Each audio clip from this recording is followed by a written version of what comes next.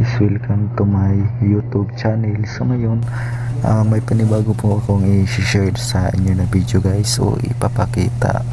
So sa video ito guys, ipapakita ko lang sa inyo kung paano po ba ma-recommend ni Facebook ang ating Facebook page. So kung meron tayong Facebook page guys, tapos medyo maliit pa lang yung followers, tapos medyo walang kaano nanonood sa ating mga video sa Facebook page. So ngayon ipapakita ko sa inyo kung paano ma-recommend ni Facebook ang ating Facebook page sa ibang tao, at para pag mayroong nagsi-search ng inyong Facebook o same ng title, is madali lang po makita yung mga video natin na sinesearch. Kasi nga ipapakita ko sa inyo kung paano natin gawin para madali lang ma-recommend ni Facebook ang ating Facebook page, at para dumami na din ang ating mga followers.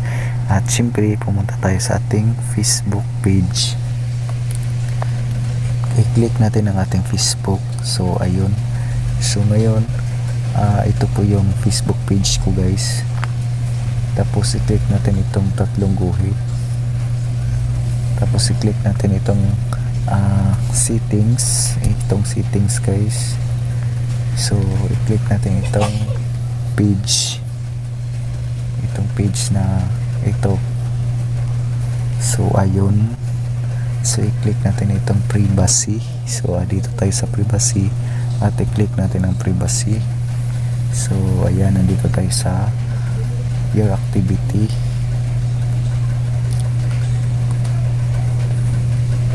So dito guys, hanapin ninyo ang how people find and contact you. So ito, tapos hanapin ninyo allow your page to be recommended to people looking at a similar pages. So ang sabi dito guys is i-allow natin yung page natin na para ma-recommend ng Facebook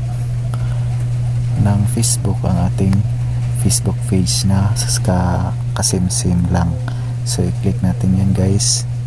So ayun, so dito guys nakalagay dito recommended similar pages page.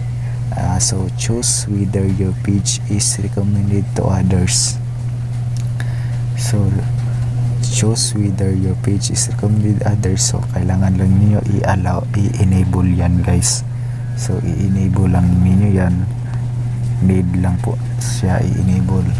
You may suggest your page to people when they visit other page similar to yours. In turn, we show similar pages in your page. So i-enable lang nyo yan guys. So i-enable lang nyo yan.